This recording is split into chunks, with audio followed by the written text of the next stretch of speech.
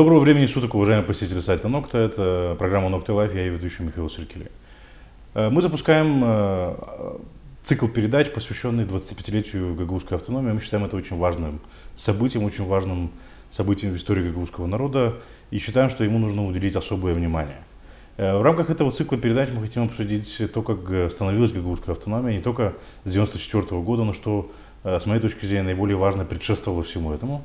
И сегодня мы в студии встречаемся с Леонидом Добровым и с Федором Мариновым, участниками тех самых событий с начала 80-х годов, люди, которые идею гагаузской автономии вынесли и, грубо говоря, ее продвинули и протолкнули для того, чтобы она воплотилась в жизнь.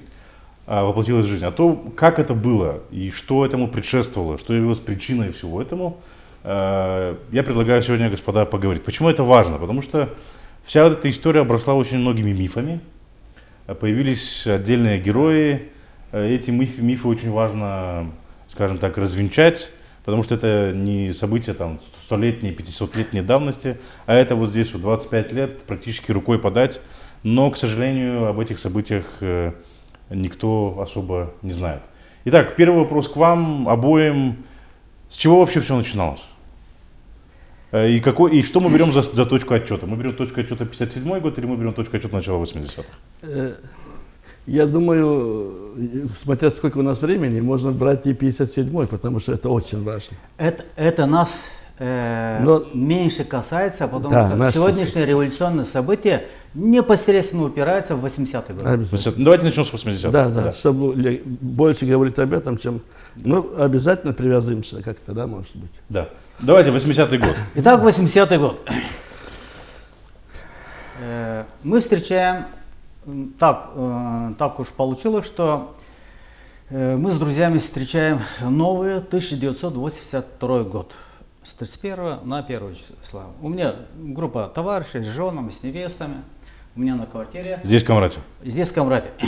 Да. И 1 числа они посылают меня, как бы кончилось пиво, кончилась вода, и они меня посылают в город, как самого молодого, найти что-нибудь раздобыть. И на историческая случайность. В городе встречаю Федора Ивановича. Он как раз собирался на автостанции, чтобы выехать на выходные, выехать к себе в Авдарман. И так получилось, что я его уговорил пойти ко мне на квартиру. Когда мои друзья увидели, я представлен, молодой гагаузский поэт, все удивились, они никогда не видели живого поэта. Тем более гагаузского. И вынудили человека прочитать несколько стихов. И когда он прочитал несколько стихов, мои друзья, с которыми мы как бы не говорили об этих вещах, просто общались на гагаузском, гагаузская тематика, но национальное возрождение разговоры не шли. И когда он появился там и прочитал несколько стихов, мои друзья их как бы спичкой подожгли. Вот это стало началом лично для меня. Когда это дело уже прошел день-два, я окончательно дозрел, до этого дозревал несколько лет. Начать мне политическую кампанию за возрождение гагаузского языка или еще не начат. Мы все прекрасно знали тогда, что такое КГБ, что такое райком партии, мы знали от своих родителей. Мои дедушка с семьей были высланы, дядя мой в 16 лет, его арестовали и дали 7 лет за антисоветскую пропаганду. То есть разговоры в моей семье, кто такие КГБ и как они наказывают, я прекрасно знал. Поэтому я тянул несколько лет с началом самой акции, реальной акции. И когда он появился у нас, прочитал несколько стихов, и я увидел, что мои друзья готовы, чтобы говорить о гагаузском языке, о возрождении. Я подпольно, никого не спрашивая, через месяц написал первое письмо в Кремль. И с этого все и началось. Теперь я. Давайте, ваш вариант истории. Да. Для меня началось это чуть раньше. Поступила в университет в Кишиневе. И мы там собрались, молодые ребята, Степан Булгар, я, Петр Чеботарь, братья Бардей. И мы говорили всегда о гагаузском языке. И я, еще Гена был еще давно, тоже на журналистике, и мы решили, на Ленском слое была страница Буджакдан Ери, его издавал Николай Игнатьевич Бабогло. И вдруг прекратилось. У нас появилось огромное количество материала, художественного текста, рассказов, стихов, и негде публиковаться, представляете? И мы приехали в редакцию «Ленское слово», и нам сказали, мы спросили, почему? Никто нам ничего не сказал, а сказали, что нет материала. Нет материала, мы взяли, привезли огромное количество материала. Потом приходим, опять не издают.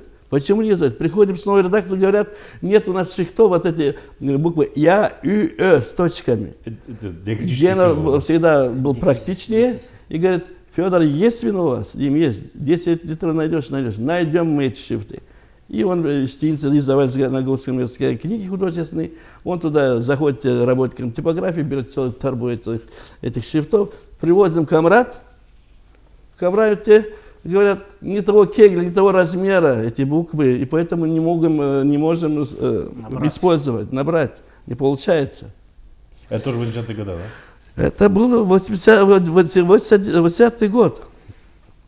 И таким образом мы поняли, что это специально, это указание с райкома партии, потом узнать с райкома партии. Это была последняя страничка на гагаузском языке в районной газете «Ленское слово», которые запретили. Молча. Дальше. Я беру дипломную работу. Моя дипломная работа называется «Роль местной партийной печати в развитии культуры гагаузского народа». Вот смотрите, там издания, монографии, там не найдете слова гагаузского народа. Там гагаузское население, гагаузы, кто хочешь, но народа нет. Я взял у завкафедры практической журналистики, был русский Александр Захарович Окороков. Он издавал газету партизанского движения, газету издавал, и он был членом ЦК, не членом партии, а членом ЦК. Там уровень числа. Значит, генеральный, кандидат, члены политбюро, кандидат, потом ЦК. Да. Очень сильная фигура. И он пришел сюда, в Молдавию, именно создавать журналистский факультет. И он не знал эту проблему 60-х годов, что это как было. И разрешает мне это. Для него это нормальная вещь, что гагаузский народ, роль местной партийной печати, подумал, что здесь такая история интересная, Федор Иванович найдет, все будет положительное.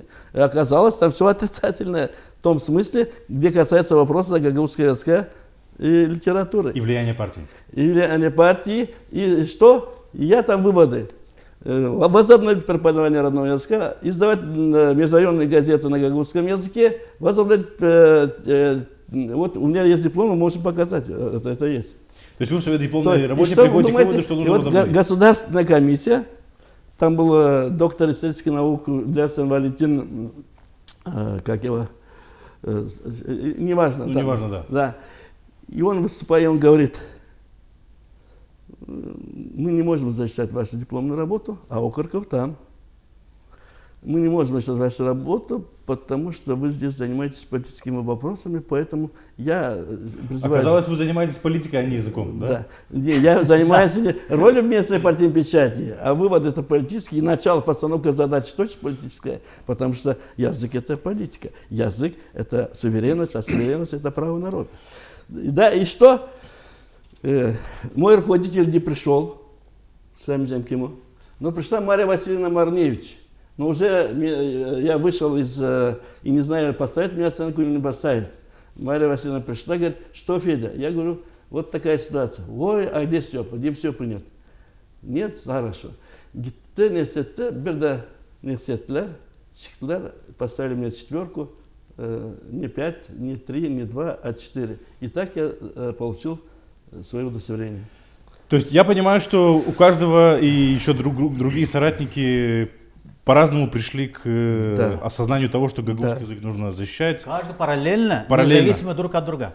Вы приходите к этому пониманию, этот судьбоносный вечер, где вы вышли за пивом и встретили господина Маринова. Мы уже были готовы, знали многое, уже знали многое. Была ли это поддержка среди людей в те годы? Или эта мысль зрела только в отдельных головах и отдельных группах?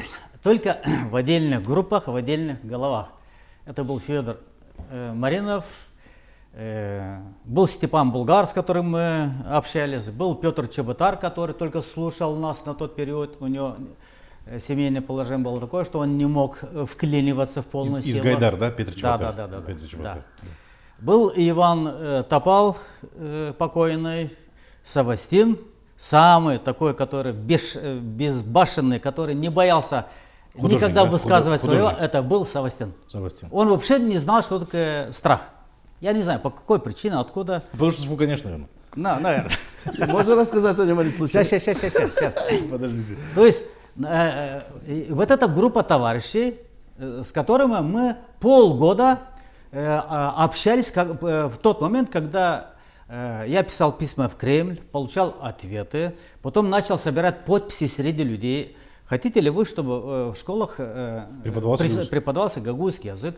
Люди на тот момент уже забыли КГБшные репрессии тех лет, 20-летней давности. Режим чуть ослаб. И поэтому некоторые ставили, и мы собрали сначала 300 подписей, потом 200 подписей. Я тут же эти подписи отправлял в Кремль. Кремль пересылал их в Кишинев КГБ, КГБ присылал сюда райком партии, Табунши был первым секретарем райкома партии. Меня вызывали райком партии, нагоняя КГБ, мы вас посадим и так далее. То есть это крутилось полгода. Теперь я скажу. А народ, в общем-то, не знал, не было тогда, а интернета ничего не было. Народ только по слухам что-то слышал и, в общем-то, подпольно поддерживал, а высказывать открытой поддержки оказать не был готов. Нет. Вот он рассказал, как на самом деле берется конкретизация. Значит, он написал первый... Маленькие штришки, да, давайте, добавьте. Значит, он написал ЦК КПСС о необходимости преподавания. Потом я написал ЦК КПСС, одновременно, параллельно тоже письмо Министерства просвещения СССР.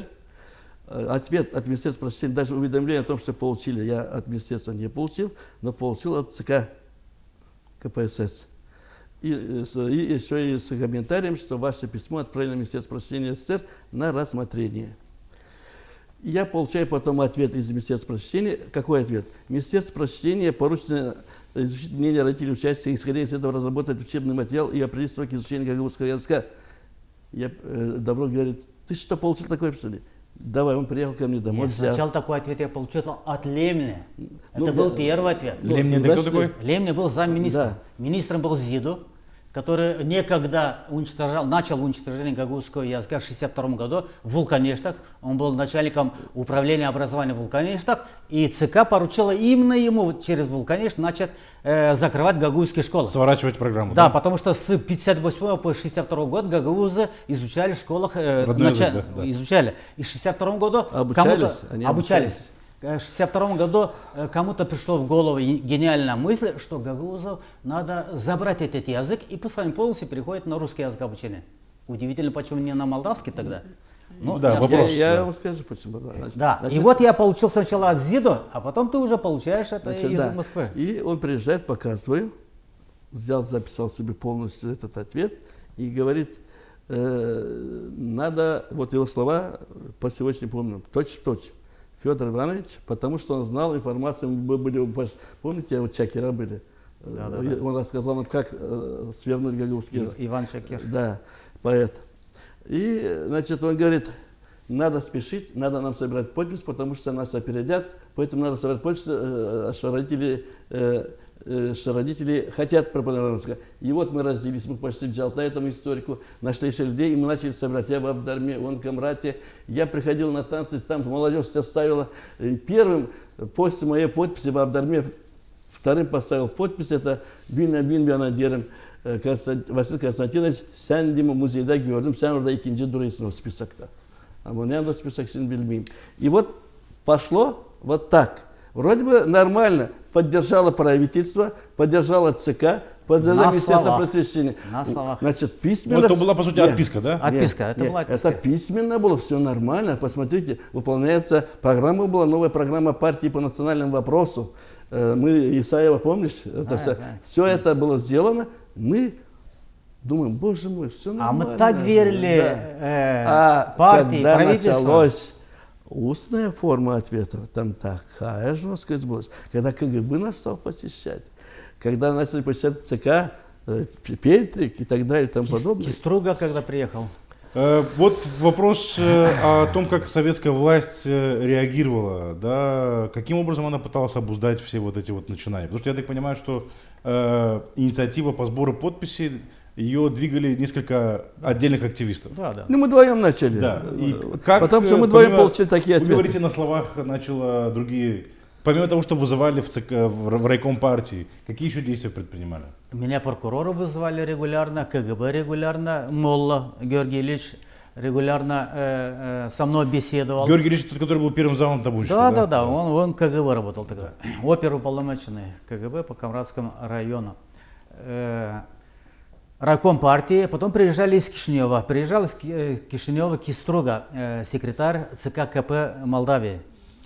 Но он уже приехал на завершающем этапе, когда здесь уже с нами поговорил первый секретарь Компартии, КГБ, прокурор. Никаких действенных мер не смогли на нас оказать. И приезжает из ЦК в кабинете у табунщика. Он, там Талай, кажется, второй секретарь сидел. И председатель райисполкома, как его, Камрадский он был? Нет, он был... Богдан был? Богдан? Богдан, да, сидели там. И вот, после некоторой получасовой угрозы, я спрашиваю, ну хорошо, вот вы не хотите, чтобы Гагауза изучал родной язык, ну дайте мне письменный ответ, чтобы не было. И он мне заявляет. Я поэтому из Кишинева и приехал сюда, чтобы заявить вам устно. Никакого письменного ответа вы не получите, и гагаузы не будут изучать свой родной язык. Запомните это и передайте всем своим друзьям. Это кто? Это Киструга. Киструга. Да. А если вы не прекратите, то вы знаете, где были ваши прародители, с вами поступим так же. В вашем отношении? Значит, ко мне что было? Значит, после этого, значит, я пишу повторное письмо ЦК КПСС, в котором говорю, уже прошло столько-то лет, столько-то времени, а ваши поручения Министерство просвещения Молдавской ССР не выполняют. Вас тоже вызывали в ЦК, в райком партии? Или Нет, меня ходили ко мне. Валентин Кендиглян был бессарабский КГБист. Он пришел, обыск меня сделал, напугал, я же говорил, отец пользонный был. И вот когда он сделал уже обыск, а приехали председателем сельского совета Мария Михайловна Таукче. Мария Михайловна не зашла во двор, она стояла на улице, я, видимо, не хотел вмешиваться в эти дела. Он пришел, обыск, потом спрашивал машинку, отпечаток пальцев и так далее. Потому что вот эти, помнишь, вот это все, они искали отпечатки потому машинки. Что под суд давать надо было. На чем вы печатали ваши письма, да? А у меня была машинка, у меня было две машинки. Одна Украина и вторая вот эта маленькая Москва. А печатал-то он, поэтому я ему... Машинка ваша, пальчики его, нет, да? не моя машинка, я не знаю, на какую машину печатал. И что? И в конце, уходя, маме и папе говорит, маме и отцу говорит, мы забираем вашего сына. Ну как забираем? Не сказал, что арестовываем, не сказал, куда забираем. Я уже блядер, на него ларда. Да мать начала плакать. Я думаю, все равно, если берут навсегда, я не начал там, если, тем более пришел и сделал обыск без ордера на обыск. И я сказал, все равно, боже мой, пусть ищет. Забрал меня в машину, Мария Михайловна, возле сельского совета остановились, Мария пошла за ней, а Кенниглян мне говорит, давай пойдем по улице, поговорим. И он говорит мне, прекратите, хватит. Некому делать учебники. Да нет, у нас не дело того, чтобы включать программу, школьную программу. Значит, не хотят наверху это делать. Прекратите. То есть вы доставляли им неудобства, грубо говоря. Да. И мы заставляем их работать. Ну, интересную работу дали мы. Сидели так, а так интересная работа была. Правда, может было плохо, что это пришлось с гагаузами справляться, а не с другими, да? Со своими. И таким образом... Вдруг, возвращаем назад, я сказал, я гагаузы буду учать, и детскому делать. И смотрю, отец, пользонный отец, бастончик там гельмиш, да, сельский совет, наверное. Какая сила появилась. Они, что же с моим сыном? И когда он увидел, что меня отпустили, вот таким мы успокоились, и мы пошли домой. Вот один из моментов из того, что было. Потом, как приезжал в школу... Очень важный и яркий штрих. Господин Добров, вас неоднократно арестовали, насколько я понимаю, гоняли за вами в Ростове-на-Дону, в Москве. Да, но до ареста сначала мне сделали последнее предупреждение в Ростове-на-Дону, где я учился в институте.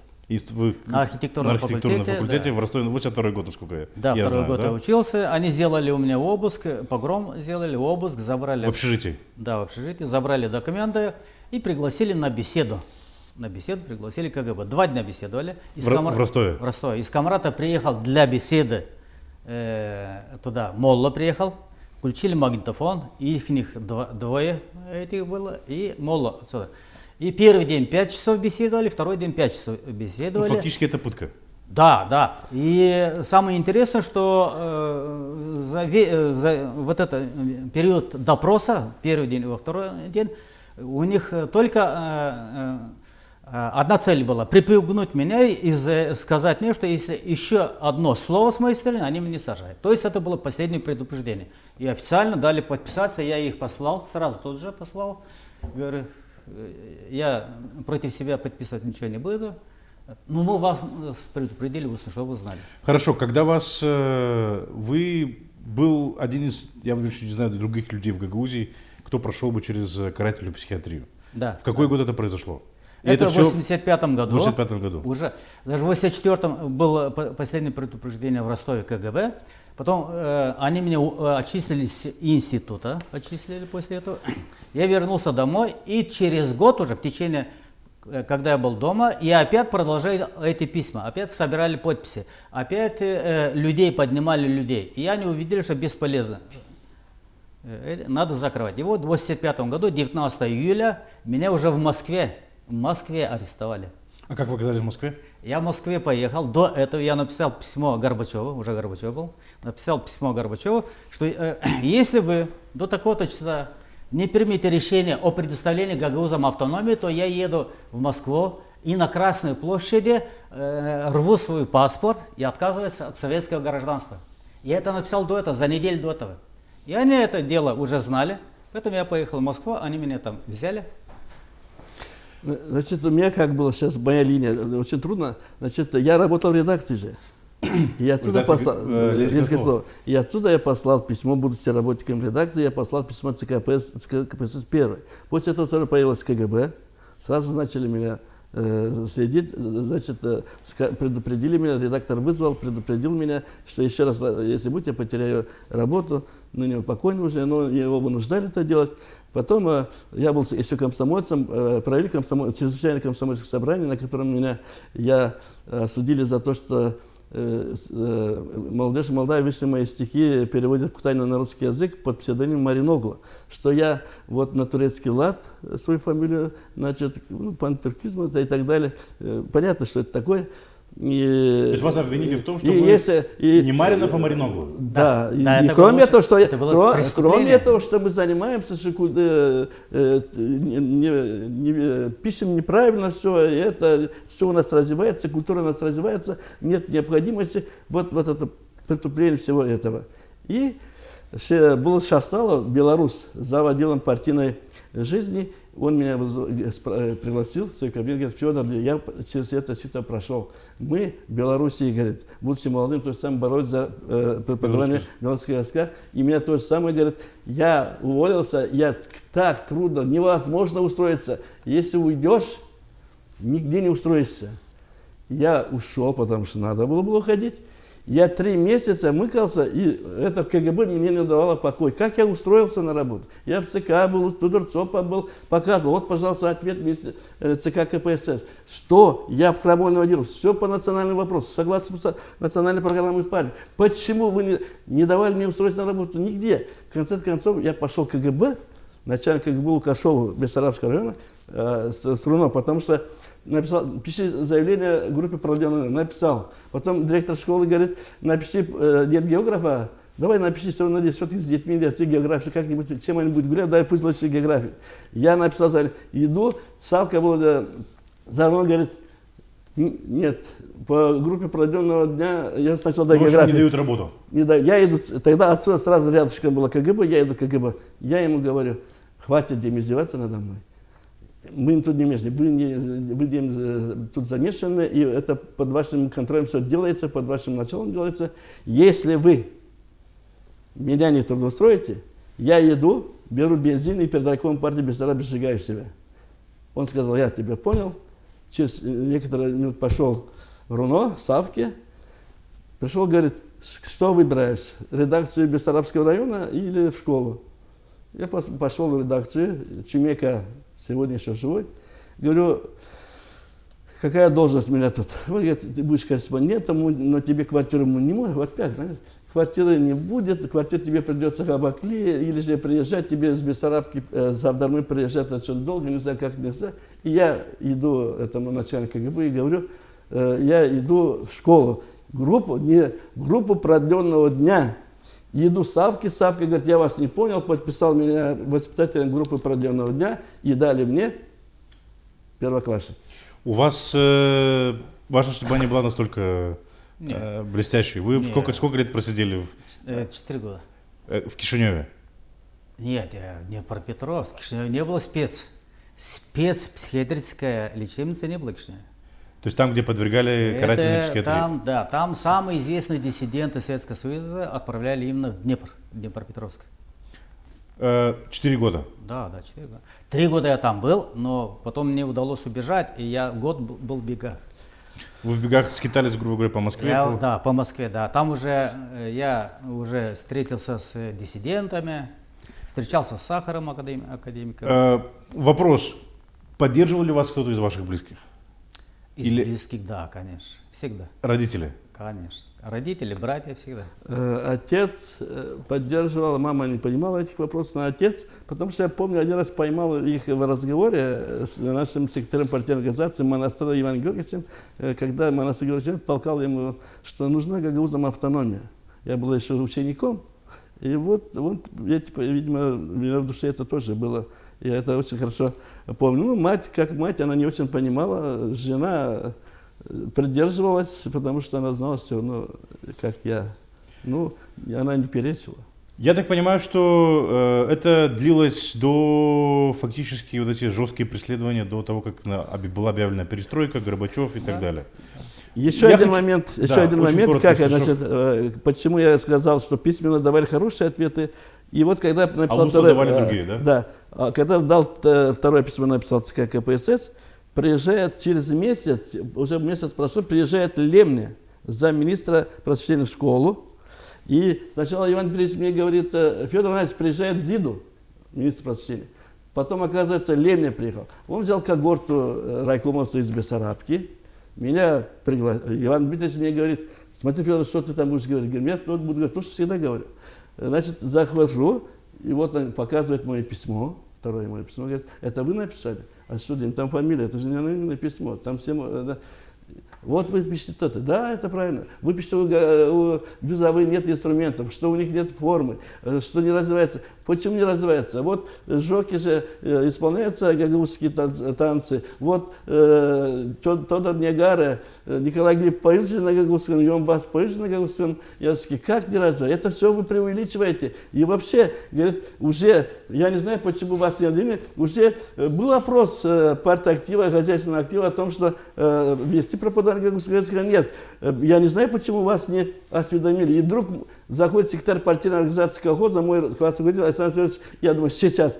Сразу как зашел, пока разговора не было, я спрашиваю, был в Авдарме, вообще в Бессарабском районе, опрос хозяйства партийного актива о преподавании, возобновлении преподавания родного языка? Говорит, не было.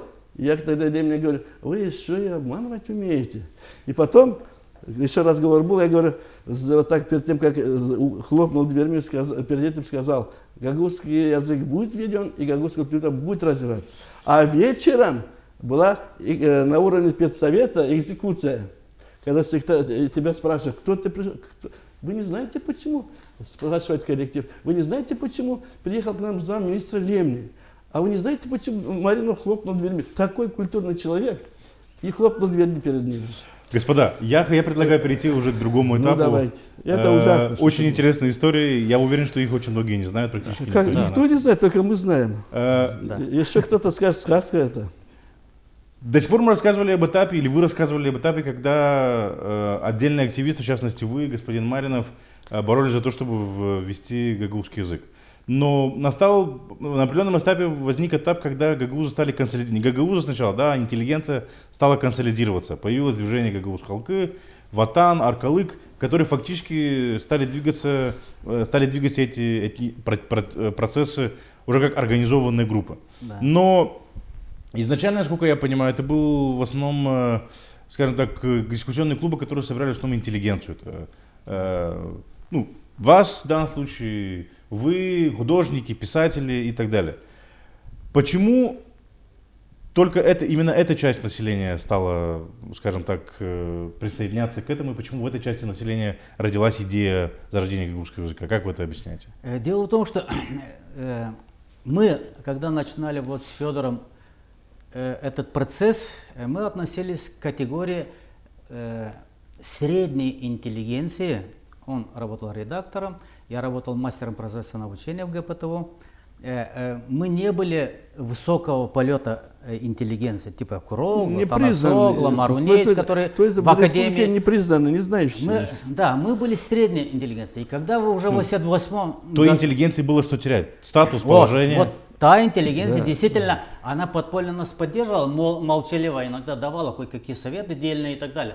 А вмешиваться боялись. И вот когда 88-89 год, что ни странно, опять же средняя интеллигенция возглавила и Гагаузскую халкы, и Аркалык, и Ватан. Опять же, высокого полета наши, так сказать, граждане, они опять же отсиживались, потому что еще неизвестен был результат. А вдруг за это тоже начнут бить, а вдруг увольнять начнут, прекратят их публиковать и так далее. Поэтому они до последнего отсиживались, пока в Москве шли дебаты в Верховном Совете, перестройка, гласность, еще какие-то там демократизация и так далее. Но они все дальше, все глубже входили вот в наш этот круг. Тем не менее, вот эта средняя интеллигенция, как в 1982 году взяла бразды правления, и она довела фактически до 1994 года. И это средняя интеллигенция, представители средней интеллигенции. Тоже Топал Степан Михайлович, обычный начальник, инженер, тоже Михаил Васильевич, преподаватель. То есть они не были... Кенгелян вы имеете в виду? Кенгелян, преподаватель.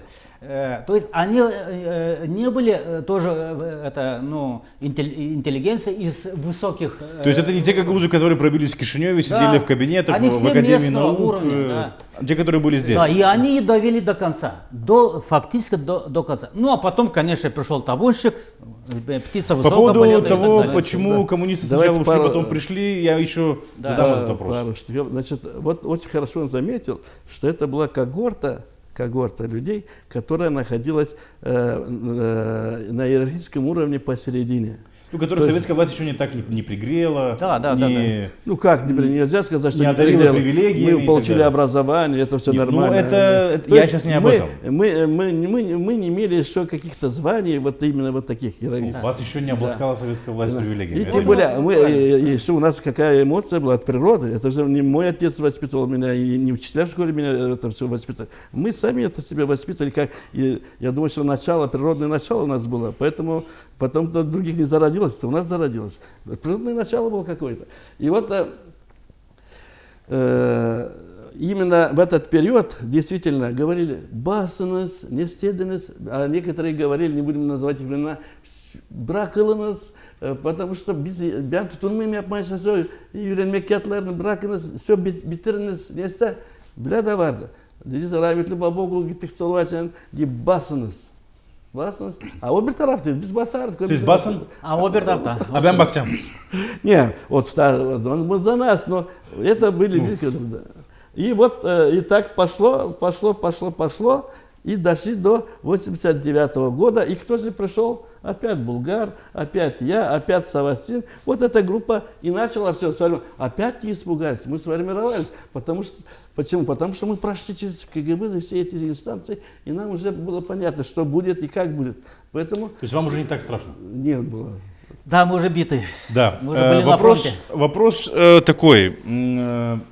Если бы сегодня, а сегодня, кстати, да, автономию добились, но есть ряд проблем, которые нужно решать. Да. Как вы думаете, сейчас будет такая потребность, могла ли современная интеллигенция идти такими жесткими методами или, скажем так, добиваться того, чего в свое время инициировать какие-то процессы? Последние события пятилетней давности, допустим, к примеру, показывает, что опять высокая интеллигенция опять поджала свой хвост. Для них преклонение перед Кишиневым, перед инструкциями, это, так сказать, является законом жизни. И что ни странно, опять средняя интеллигенция в лице Михаила Влах, который, ну, как бы, когда-то поддерживал Ирину Влах, поддерживал Додона, но увидев и пообщавшись очень тесно с нами, увидев, что там есть некоторые моменты по сдаче автономии, тоже Михаил Влах, 40-летний, вот средняя интеллигенция, опять же из средней интеллигенции выходят лидеры, которые, вероятно, в перспективе опять поведут на какие-то решительные действия и так далее. То есть опять не видно этой высокой интеллигенции, которая обязана по долгу службы, обязана защищать гагаузский язык, умирающий сегодня, полномочия Гагаузии. Башкан не обязана, депутат Народного собрания не обязаны, депутаты парламента Гагаузы по национальности не обязаны, где их революционные возгласы нет. То есть опять же средняя интеллигенция неравнодушна к нашим проблемам. Высокая интеллигенция молчит. Значит, Федор Иванович, вот, вам вопрос такой. Вот я бы хотел следующее сказать. Значит, когда все началось, вот эта сдача, вот когда победил Табунщик, победил, да, Георгий Дмитриевич, я ничего не имею. Голосовали, победили, мы проиграли, потому что мы заранее этот проигрыш подготовили. Кенгелян попал почти одновременно, и это был проигрыш. Дальше. И вот этой реализации самого закона за эти 4 года не было. Ну, вот смотрите, подождите. Потом приходит Крайтор. Председателем Народного собрания становится Михаил Васильевич. Я депутат Народного собрания. То есть появляется потребность опять в патриотах, таких политически настроенных. Вот что здесь, мне кажется, что опять же заключается договор с Коммунистической партией Народного собрания. Я лично не подписал этот договор, это несколько человек не подписали. Но опять во главе с кем? Во главе с Кенгеляном, с нашим соратником, которого переубедили, чтобы он начал дружить с Ворониным. Давайте закончим Советским Союзом. Вот, почему я вот это говорю? Момент какой. Смотрите, что получилось. Не реализовали за 4 года. Теперь, оказывается, уже надежды на самого, на те же протесты, то, что не реализуется, уже 4 года реализуется закон о Гагаузии. И тут мы пошли то, что должно по закону, принятому самим парламентом Молдовы, мы пошли, чтобы это получить закон, получить на договор с партией, которая претендует на власть. То есть мы тогда упустили, то есть показали, что опа, они не уверены, что будут требовать и реализуют закон о Гагаузии. И пошли на вот это. Раз на вот это, значит, можно и дальше их раскалывать. Многие представители вашего поколения ностальгируют по Советскому Союзу. Есть ли у вас ностальгия по СССР? Нет. Ну, у вас понятно. Спасибо. Спасибо. Да. Марина, да. У вас есть? Да. Что именно? Даже несмотря на то, что вас преследовало КГБ? Преследовало, потому что я мешал им. Хорошо, почему вы ностальгируете? Значит, если взять 46-47 год, отвратительно. Если взять 41 год, депортация отвратительная. Но я родился не в этот период, поэтому я воспитывался при советской власти, и я в себе воспитал патриота этой страны, огромной страны, я воспитал, получил образование, все это. И я знал, что если человек заболел, может самолет прилететь из Москвы и увезти. Тот период, о котором вы говорили, за всю 70-летнюю историю Советского Союза просуществовал всего лишь навсего 10 лет. С 74 по 85. Вот я бы хотел... Из 70 лет только 10 были те золотые годы, по которым ностальгируют все. Вот все остальное, какая система была, это уже другой вопрос. Ладно, я думаю, что мы посвятим этому отдельную передачу, это будет достаточно интересная дискуссия. Многие, к сожалению, стоит признать, что мы, как я сказал, не изучаем эту историю, которую можно потрогать рукой, 25 лет назад, 30 лет назад. И живые свидетели. Живые свидетели еще живы. Но когда-то я встретился с одним очень интересным молодым человеком из Америки, который изучал гагаузский вопрос. Он учил изучать тюркские народы на постсоветском пространстве. И он изучал, скажем так, газеты тех лет, и он, сидя в архиве в Кишиневе, обратил внимание на такую тенденцию. То есть сначала там отдельные личности, одиночки продвигались, а потом, как я сказал, сформировались дискуссионные клубы, которые объединяли интеллигенцию. Потом сформировалось объединенное движение Гагаузской халкы. И вот он по риторике в газетах видит, как трансформируются месседжи отдельных движений Гагаузской халкы и его лидеров. Сначала это движение за гагаузский язык, гагаузскую культуру. Потом это движение резко превращается за сохранение русского языка в Гагаузии. И у меня возникает вопрос. Вы сами сказали, что идея поддержки гагаузского языка и сами эти дискуссионные клубы на начальном этапе не имели поддержки населения. Но как же тогда, за счет чего удалось вытащить людей в таком большом количестве на площадь?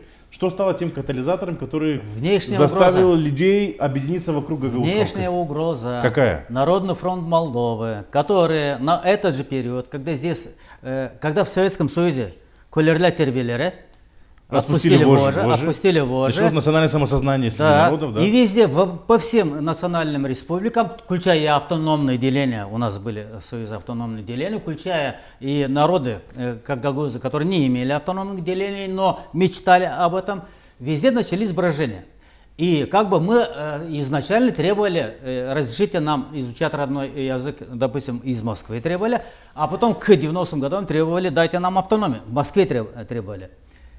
А в Кишиневе в этот момент Народный фронт уже стал другие требования. Долой коммунистов, долой русских, латиница нам. И самое последнее, что они уже в газетах литературы арты начали писать, 2 метра, гагаузы хотят автономии, получат 2 метра в могиле. То есть уже когда они начали и против гагаузов писать всякие мы поняли, что внешняя угроза наконец-то начала против нас работать. И эта внешняя угроза мигом объединила всех гагаузов. Все, народ, люди, которые вообще не понимали, в чем суть изучения родного языка, зачем это автономия, что это такое, не понимали. Когда внешняя угроза появилась, все очень быстро стали политическими деятелями. Очень быстро. То есть, когда Народный фронт начал предъявлять требования латиницы и объединения с Румынией, я так понимаю, унионизм стал таким основным катализатором, который заставил людей объединиться. Теперь я. Федор Иванович. Значит, посмотрите. В 1986 году возобновляется преподавание родного языка в школах, сначала как факультатива. В каком году? В 1986. Сразу после моего ареста. Да. Значит, и что? Появляются курсы учителей гагаузского языка. То есть появляется новая когорта учителей, которые начинают думать по-другому, которые начинают уже за свой язык бороться, преподавать, воспитывать детей в духе того, что мы гагаузы, родной язык надо. То есть формируется идентичность. Национальная интеллигенция. Не, идентичность формируется в каждом человеке, в каждом ребенке, и они дома рассказывают. И то есть, а язык является одним из факторов консолидации идентичности и народа. И это тоже один из главных причин. Но поводом для легкого, быстрого, тесного сплочения спичка, это, конечно, был фактор Кишинев. Унионизм. Да. Потому что всегда народ, и тем более гагаузский, это умеренно и всегда прослеживал, что творится по отношению к нему, что делается, этот народ сразу понял и искал только лидеров. А эти лидеры появились потому что было заложено в народе. То есть на тот момент, я так понимаю, партия коммунистов уже ничего из себя не представляла здесь, в регионе, и единственная сила это была Гагаузская халка, вокруг которой можно было объединиться. И вокруг нее, в принципе, люди объединились. Да? И тут трансформируется уже риторика самого Гагаузской халкы за сохранение, потому что я так понимаю, что люди действительно видели угрозу в этом самом, да, то есть никто не давал никаких ответов. Да, так. И вот мы возвращаемся приходим к тому моменту, когда мы добились гагаузской автономии, вернее, вы добились гагаузской автономии. В 1994 году. И первые выборы Башкана Гагаузии выигрывают люди, случайно, которые, по сути, имеется в виду представители бывшей коммунистической партии, которые являются членами той системы, которая, в принципе, противодействовала созданию самой гагаузской автономии. Почему это произошло? Все очень просто. Во-первых, за 4 года борьбы за гагаузскую автономию, 4-5 лет уже видимой борьбы, наши лидеры, который потом баллотировались на пост Башкана, Вы имеете в виду Киндигелян Топал и Киндигелян. Да, они как бы были всегда у нас на виду, и вокруг них сформировались группировки отдельно. Бургуджи поддерживал Киндигеляна, Федор Иванович поддерживал Киндигеляна, там Заверечка поддерживал Топала, Маруневич Топала поддерживал. Чешмеджи Топала. Да, то есть у нас сформировались отдельные группировки к моменту признания автономии, к моменту уже сформировались. Внутренние политические группы. Да, уже были кое-какие. И за полгода до этого я подошел и к Киндигеляну, и к Топалу и сказал, если в ближайшее время, я думаю, что уже будет утверждена автономия, потому что первое чтение уже парламент принял. Закон принял, это было где-то апрель-май, первым чтением было принято. Потом в мае приезжает Демирель, процесс ускоряется, и я подхожу к нему и говорю, смотрите, уважаемые граждане, если вы говорите Топалу и Киндигеляну отдельно, я говорю, если у нас будет утверждена автономия, сразу вас предостерегаю, что ваши эти противоречия разорвут все. И первым башканом станет не Киндигелян, не Топал, а станет табунщик. Да ладно, хватит, кто такой табунщик, все, это уже давно сбитый летчик и так далее.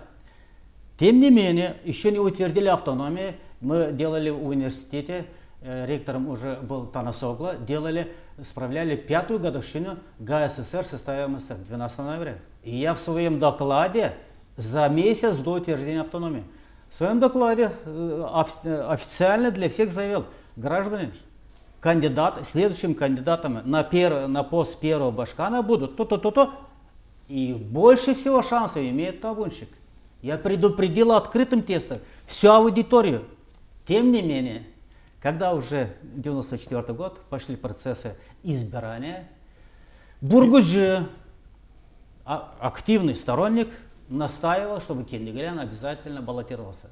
Естественно, у нас был президент. Расколоть электорат, да? То есть, я не знаю, чью он установку выполнял. Может, от недомыслия, всякое может быть. Но именно вот этот случай, что наших лидеров двое баллотировались, вот этот случай, это был исторический перелом, когда мы проиграли все. И до сегодняшнего дня мы проигрываем. Вот до сегодняшнего дня. Так всегда, да? Ну, вот так. Я это вопрос так вижу. Значит, я участвовал, когда мы в парламенте Молдовы голосовал, чтобы коммунистическую партию исключить. Запретить из деятельности. Я же был... Вы голосовали за это? Да. Я же потом голосовал за то, чтобы... независимости. Я же голосовал за то, чтобы восстановить. Я помню, Ангеле подошел ко мне и сказал, и я подписал. И, конечно, когда они стали снова легальными, стоял в будущем вопрос, когда стал об автономии, то, конечно, они решили не только как бы оправдали себя публично, да, во всем мире, да, но и решили взять власть в свои руки. И для этого нужно было что? Надо было расколоть. А здесь уже это брожение было. А как расколоть? Ясно, что многие из нас на должности не претендовали. Да. Но, имея уже автономию, то, конечно, появлялись должности. И исходя из этого, из всей той группировки, которая была вокруг Киндигляна и вокруг Топола, ясно, что всем должностей бы не хватило. Поэтому началось. Вот если эти идут, значит, конечно, с той стороны, кто его знает как. Ну, так думали, наверное. Поэтому они пошли одним путем и пришли к тому. Я тоже подошел к Тополу тогда и сказал, что вы делаете. Нельзя, один должен идти. И Тополу прямо сказал, я за вас не буду агитировать, я буду агитировать за Киндигляна. Публично ему сказал при Чошминжи был или Кирович был, я не помню. Недавно прочитал фразу, по-моему, бывший Башканов Рамузал опубликовал о том, что когда-то табунщик назвал Гагаузию мертворожденным ребенком. Правда это или нет? Можете подтвердить это или нет? Не могу подтвердить. Не можете такого? Не могу подтвердить. Значит, вот это выражение не по отношению к Гагаузии. Это выражение было в парламенте Молдовы, когда надо было голосовать за независимость Республики Молдовы. Там некоторые даже фронтисты не голосовали. Значит, вот тогда, когда проголосовали, я не скажу эту фамилию, я знаю этого депутата, он сказал, Молдова это мертворожденное государство. Почему? Вы знаете. А вот наша нет. Это была фраза, вырванная в День независимости, когда мы голосовали публично. То есть мы приходим, то есть понятно, да, начинались борьба отдельных личностей, да. Потом мы приходим к объединенному, скажем так, объединению, консолидацию интеллигенции, потом мы приходим за счет внешней угрозы консолидации всего народа. И вот мы приходим к сегодняшнему дню. С вашей точки зрения, возвращаясь к той первоначальной идее, которая двигала вами лично в начале 80-х, сохранение и развитие гагаузского языка, с вашей точки зрения, достаточно ли внимания сегодня власти Гагаузии, и не только эти власти, да, за все 25 лет существования автономии мы 23 декабря отмечаем четверть века существования гагаузской автономии. Достаточно ли усилий прикладывается для развития гагаузского языка, с вашей точки зрения? Вообще никакого не прикладываться усилия первыми лицами автономии, начиная от табунщика и заканчивая Ириной Влах. Вообще никакого. Если бы оппозиция иногда их не дергала бы, если бы некоторые депутаты Народного собрания иногда не выходили с инициативами кое-какими о сохранении языка, это вообще... Я с вами не соглашусь. Вот если те знали, табунщик знал гагаузский язык, Критор знал гагаузский язык, Михаил Фармзал гагаузский язык знал, и они не прикладывали усилий для того, чтобы его выучить, тогда мы можем сказать, что да, они прикладывали. Но Ирина Федоровна Влах и гагаузский язык не знала, и она его выучила. Она знала. И мы можем сказать конкретно, что человек прилагает усилия для сохранения гагаузского языка. Нет, точно так же можно сказать и Формузале. Формузал, пока работал примаром 8 лет, он никогда ни с кем, ни с одним гагаузом не разговаривал на гагаузском языке, и он может это подтвердить. И я с ним говорю на гагаузском, он мне отвечает на русском. Но это была такая болезнь интеллигенции, высшей интеллигенции. А когда он стал башканом, и когда ему надо было часто встречаться в Турции с определенными высокопоставленными личностями, он вдруг вспомнил, что он гагауз. И он очень быстро освоил четкий, красивый гагаузский. Точно так произошло и с Ириной. С бежгёзским акцентом. Да, точно такое произошло и с Ириной Влах. Она, в общем-то, выучила язык на улице, где жила. Там как и все мы, нет? Как и все мы, да. То есть, но в семье разговаривала по-русски, а улица... И когда она стала башканом, она вдруг вспомнила, что она знает этот язык. И очень быстро, как и Формузал, восстановила в памяти. Да. Поэтому они это знали. Другой вопрос, что у них нет никакой ответственности. Если они сами индивидуально выучили этот язык и могли свободно общаться на любой аудитории, почему же не приложить маленькие усилия для того, чтобы этот язык каким-то образом заработал, реально заработал? В селе Авдарма, где дети, со всеми детьми родители разговаривают на русском, не на гагаузском. И в других селах. Почему не приложить хоть какое-то усилие? Почему надо ждать, чтобы Екатерина Жекова, депутат, чтобы Елена Карамид, Михаил Железогло выходили с инициативы, очень долго добивались. И чтобы Ирина Федоровна организовала такое активное сопротивление этому законопроекту. А вы вспомните, даже Иванка Кёксал. Официально я не видел никакого Даже Иванка Кёксал Иван сказал, не голосовала за этот законопроект. Почему? Ну, она была в команде. Ну, потому что она уже в есть, Турции. То есть о чем говорит? Мы за 25 лет что потеряли? Мы потеряли сам дух гагаузский. А дух гагаузский, во-первых, язык. Во-вторых, полномочия. Где вы видели, чтобы Ирина Влах по-бойцовски боролась за возврат полномочий? Ну где вы видели такое? Не было. Я, по крайней мере, не слышал и не видел. Иногда может где-то чуть-чуть для каких-то внешних послушайте, игроков. Она же не пришла сюда с обещанием бороться за гагаузские полномочия. Ну, это она тоже. в 2015 году пришла с обещанием быть вместе с Россией. С Россией, да. И она свое обещание выбрала. То есть вы спросили, что мы имеем сегодня? Мы гагаузский язык реально при гагаузском правлении теряем. При молдаванах, когда не было автономии, при них же мы не потеряли. При румынах мы не потеряли. При русских с 44-го мы не потеряли. Как бы во всех селах гагаузских на языке говорили. А при гагаузах теряем? А при гагаузах за 25 лет мы ее так катастрофически теряем. При башкане, при реально живых башканах, реально живых депутатах, что вообще уму непостижимо, как так могло быть, что при нашей власти гагаузской мы теряем свой язык. Значит, Федор Иванович, ваше мнение.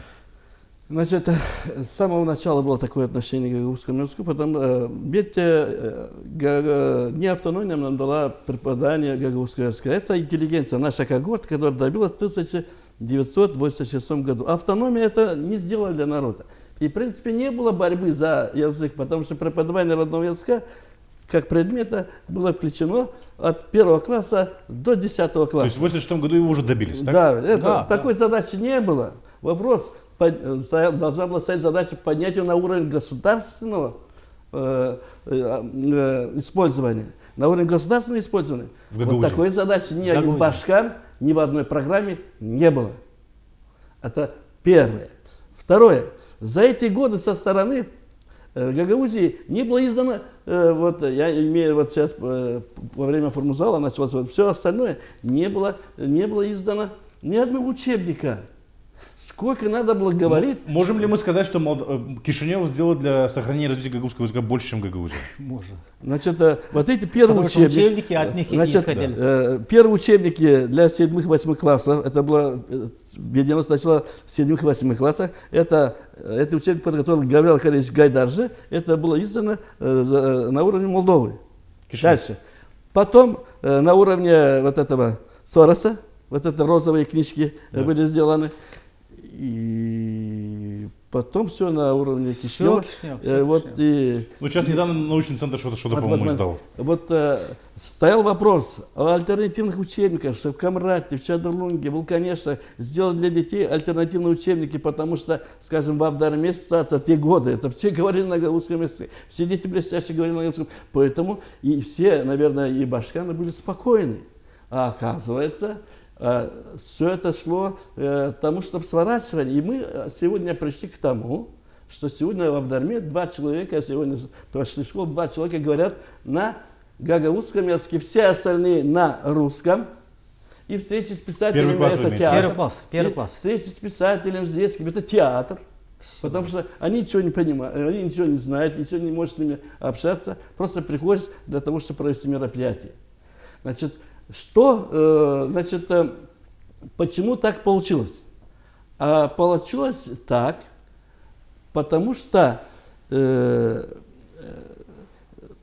вера, что на уровне гагаузского языка можно себя реализовать, не было у всего народа и только участие, и те, и тогда, и сегодня воспринимаются как неправильные, как неправильно понимающие, как националисты какие-то. Но сами, но никто не объясняет гагаузскому народу на уровне, политическом уровне, что потеря суверенности народа предполагает сворачивание и государственности, потому что государственность это второстепенное по отношению к суверенности народа. То есть язык. То есть язык, ну и там обычаи и так далее. Очень многие и так далее. Но самое главное, если потеряем, то и нет необходимости государственности. Почему? Потому что Кишинев может конкретно задать вопрос. Мы вам дали для развития гагаузского языка. И что будет? Вы его не развиваете. Что будет? Что будет? Сворачивается, потому что некого защищать, языка нет, народа нет. Мы можем потом себя назвать и космонавтами, но мы же не полетели. Мы можем себе сказать, любой молдаванин может сказать гагауз, иди докажи, что он гагауз. Значит, он может назвать себя, но не знает гагауз. Раз не знает, значит, вообще духа нету. Ну, сейчас быть гагаузом модно, видите, генеральный прокурор стал кричать, гагаузом. да, кричать. Это чтобы наши полномочия не возвращать, но не знают гагаузский все. Дальше. Что я хочу, тут вы мне не мешаете так чуть-чуть. Значит, и что получается? Вот теряя суверенность, теряется это. И останется кто? Останутся олигархи, то есть люди-миллионеры, которые на Гагаузии зарабатывают огромные деньги, а им все равно. Но они понимают, что потеряют в первую очередь они. Потому что когда потеряется государственность, и защита их пойдет влияние другое, и они окажутся не подзащитными, потому что не будут. То есть их некому будет защищать, и им не на чем будет зарабатывать. Вот это главный тезис. То есть, нет, главная ошибка, что сегодня ошибка идет. Почему? Что это приведет к этому сворачиванию. И придут сюда другие деятели, придут другие бизнесмены и так далее. Господа, я хотел бы... Мы очень долго обсуждали, особенно тот момент, потому что от нас, безусловно, будут смотреть аудитории из Кишинева, которые всегда задают один очень большой вопрос. Их очень сильно волнует один очень такой важный для них вопрос. Мы с вами обсуждали то, что вот был движение Народный фронт в Кишиневе, гагаузы консолидировались, все помнят годы Гагаузской республики, 19 августа 1990 года, и все это воспринимается сепаратизмом.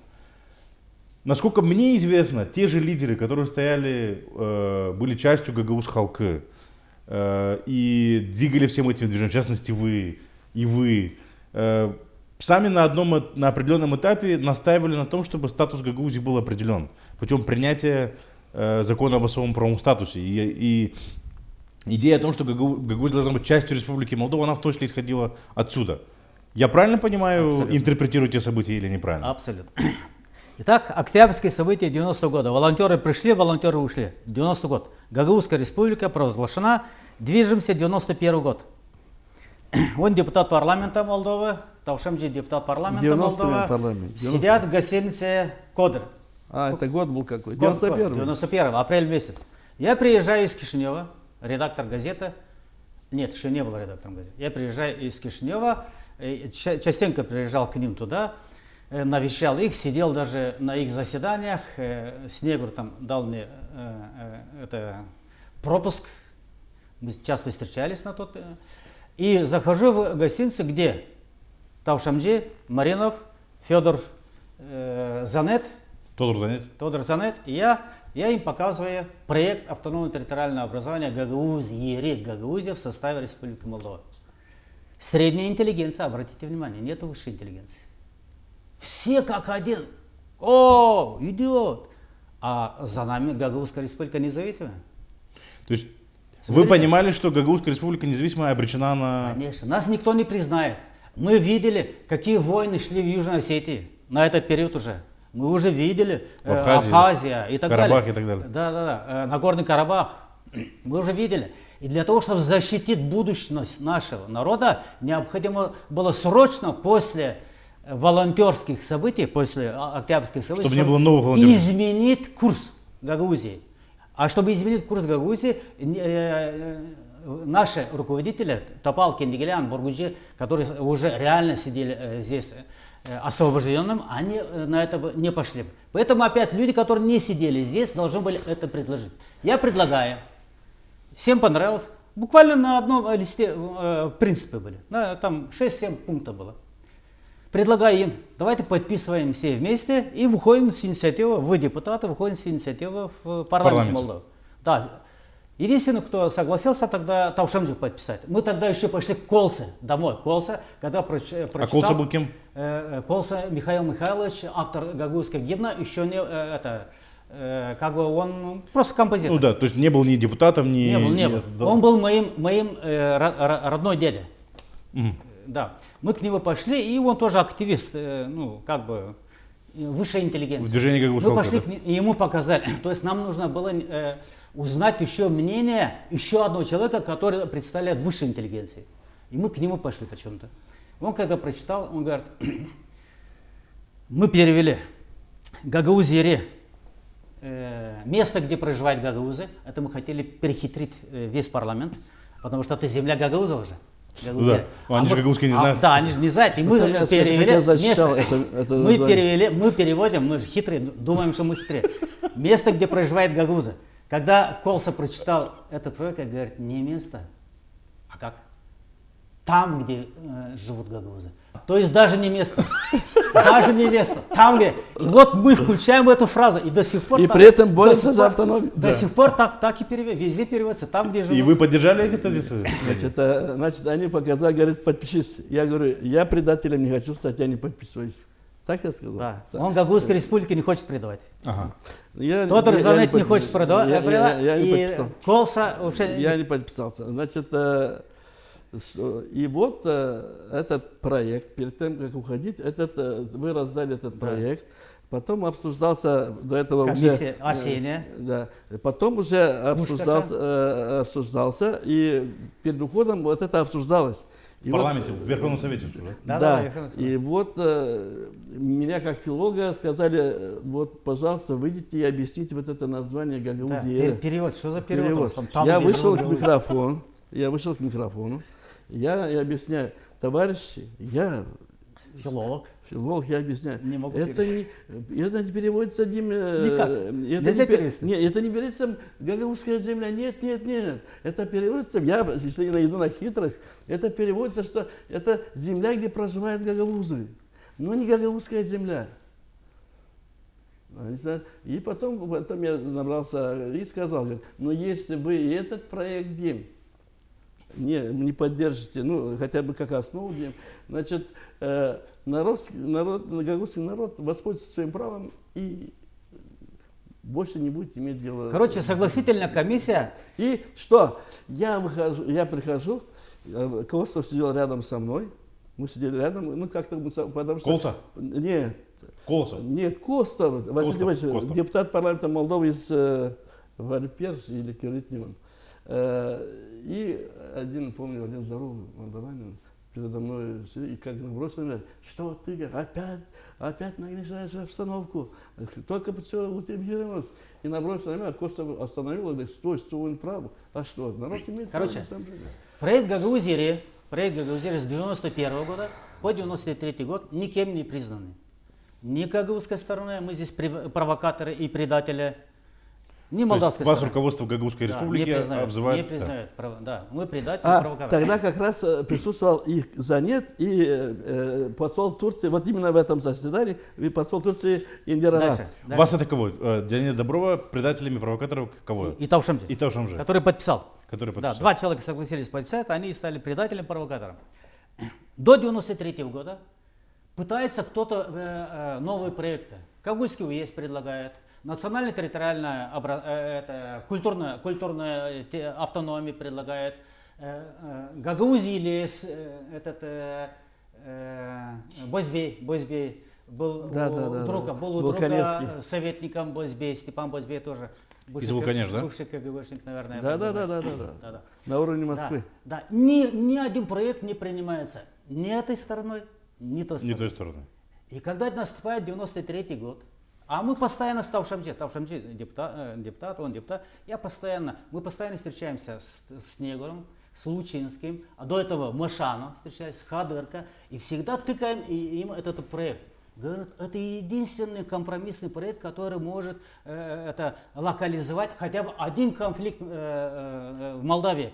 Тот конфликт, как бы мы не беремся, Приднестровский, но если вам удастся локализовать хотя бы один конфликт, у вас уже один фронт будет нейтрализован.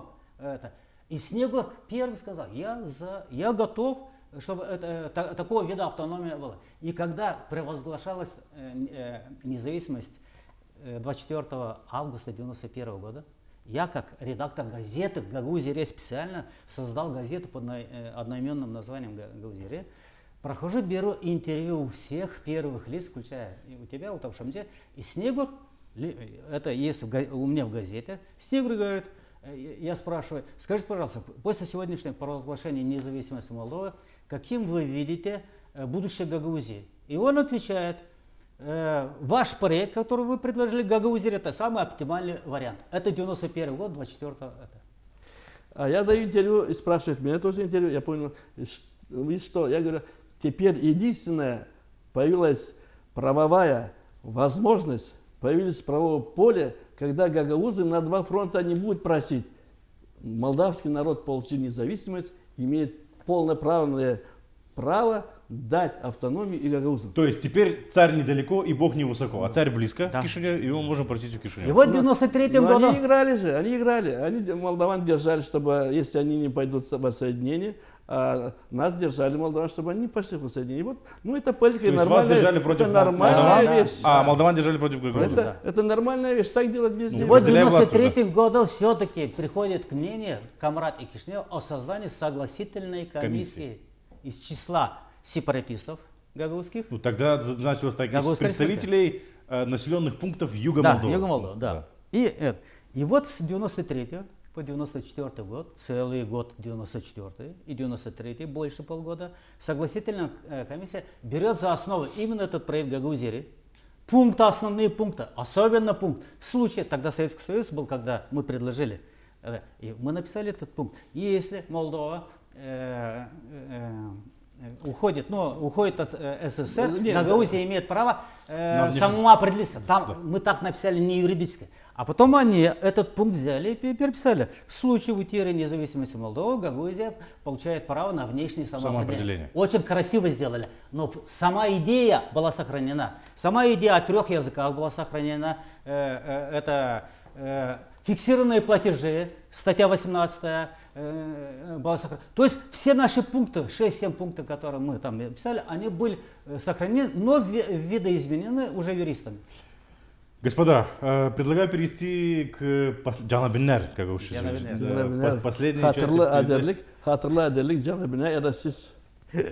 последней части передачи. Мы в преддверии 25-й годовщины гагаузской автономии, 23 декабря. В этом году 25-я годовщина празднуется под патронатом или патронажем, не знаю, как правильно это слово выговорить, президента Республики Молдова Игоря Додона. Юбилейная годовщина будет праздноваться и в Кишиневе. Удивительно. Я, честно говоря, не понимаю, почему. И я не слышал четких объяснений, почему это нужно делать. О том, что в Кишиневе будут проходить основные мероприятия, это мы узнали от Владимира Коса. От Владимира Коса мы это узнали, потому что Михаил Формазал опубликовал свое приглашение в Кишинев. В прошлом году мы видели, как отцы-основатели, я их так называю, гагаузской автономии, бойкотировали празднование 23 декабря, обвиняя руководство Гагаузии в том, что оно не прилагает достаточно усилий для защиты полномочий. И мы видели этот зал, Дом культуры, полупустой, где Башкан Гагаузии обращается, но практически людей там нет. Не видите ли вы в этом, скажем, попытку избежать такого же недоразумения, да, назовем его так, в этом году, а годовщина дата круглая 25 лет, и поэтому для того, чтобы придать дате больше лоска такой мишуры, принято решение провести ее там и избежать возможного позора, который был в прошлом году. 100% вы правы, и тем более, что под патронажем президента будет, и поэтому они решили, так сказать, перехитрить нас, оппозиции, которые, вероятно, могут опять бойкотировать, опять полупустой зал Камраде. Поэтому они соберут своих активистов из Кишинева, которые никакого отношения не имеют к созданию автономии. Ну, зал надо будет, так сказать, наполнить. Отсюда пара автобусов вывезут для Близера, посадят их на 3-4 местах, покажут их по телевизору и скажут, что Гагаузия выехала в Кишинев справлять. Это все правильно. Но это унизительно, оскорбительно для самого юбилея 25-летнего. Вот это не делает чести, во-первых, ни Башкану, ни председателю Народного собрания, и ни всем депутатам, которые по сегодняшний день, ни один из них не возмутился. Ни один из депутатов не возмутился. Хорошо, для вас оскорбительно сам факт того, что это празднуется в Кишиневе? Конечно. И в Кишиневе, и в Камрате? Вы считаете, что должен праздноваться только в Гагаузии, или какова ваша позиция? Так она должна, 25 лет юбилей должен проводиться в Гагаузии. Пусть это будет Чадронга, пусть это будет Вулканиш, пусть это будет Кангас. Нет разницы, в Гагаузии.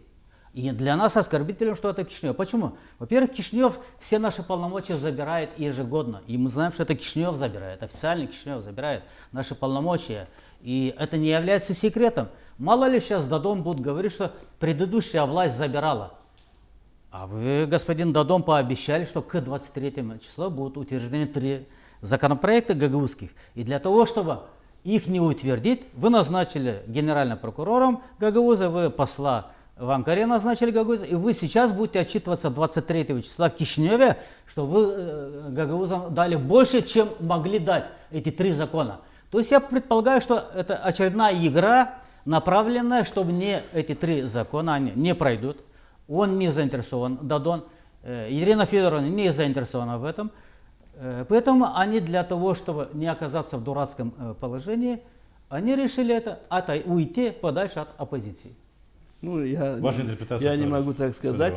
Во-первых, Ирина Федоровна, я смотрю, везде говорит и об этих законах, об утверждении этих законов. Поэтому сказать, что она ничего не делает, это публично делает. Федор Иванович, обещать не значит жениться, вы же знаете. Да. Вопрос не в этом. Вопрос о том, что она все делается. Вопрос Кишинев и Камрат.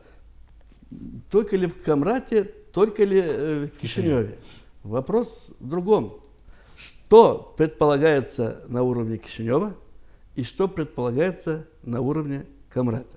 Если на уровне Кишинева предполагается, еще раз на весь мир сказать, что да, это только молдавский народ, это только молдавские политики смогли решить конфликт, национальный конфликт на уровне парламента и тем самым сказать, да, они могут решать проблемы.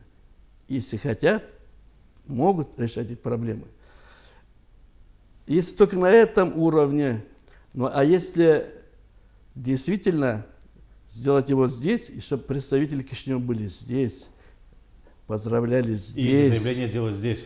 И заявление сделать здесь было бы богаче, более авторитетно, более воспринято и миром, и гагаузами, и молдаванами.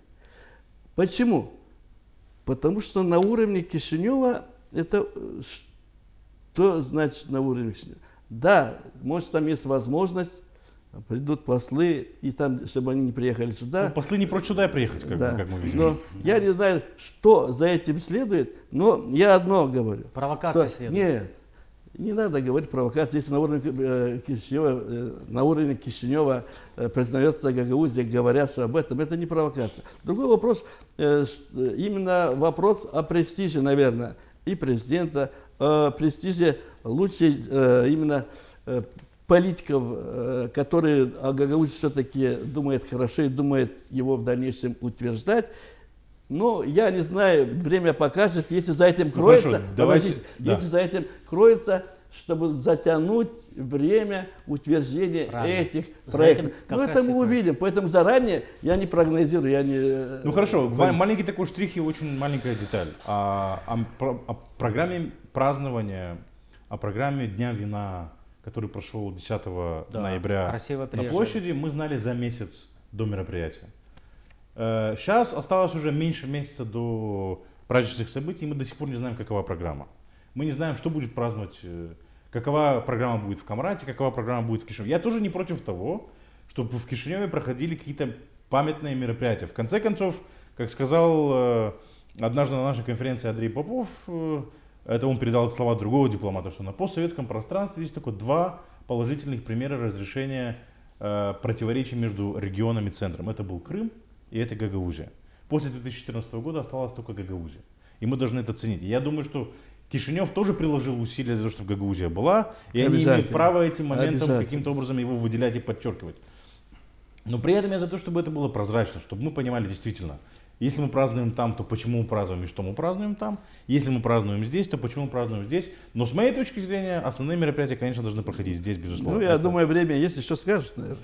Я на это очень сильно надеюсь. И Господа, просто, чтобы было понято, если это наш общий праздник, если общий праздник... Значит, на День вина они приезжают все, и посольство, и президент, и все. Приезжают же. и собирать виноград приезжает. И собирают виноград, да, тоже. А видите ли, 25 лет Гагаузии в Кишиневе, а 50 лет Гагаузии будем праздновать, наверное, в Вашингтоне, я так полагаю. Нет, в Москве, может быть. Ну, может быть, в Москве, да. Ну, давайте эти предположения. Я вот сказал, Очень высказал коротко. свое мнение. Я сказал свое положение, что это наверняка за этим стоит что-то хорошее. Ну, давайте не будем только... Ну, если позитивно к этому подходить, да, с хорошими намерениями. Господа, я благодарю вас за эту передачу. Ваши воспоминания очень ценные. Уверен, что немногие их знают, как это все начиналось, как это все продолжалось. Мы, как информационный портал, будем и дальше обращать внимание, уделять внимание этим историческим событиям и информировать людей, просвещать людей о том, как это было. Благодарю вас за то, что вы были вместе с нами сегодня. Оставайтесь на информационном портале Нокта, и вы будете знать не только о том, что происходит ежедневно в Республике Молдова в Гагаузии, но вы будете знать и гагаузскую историю. До скорых встреч.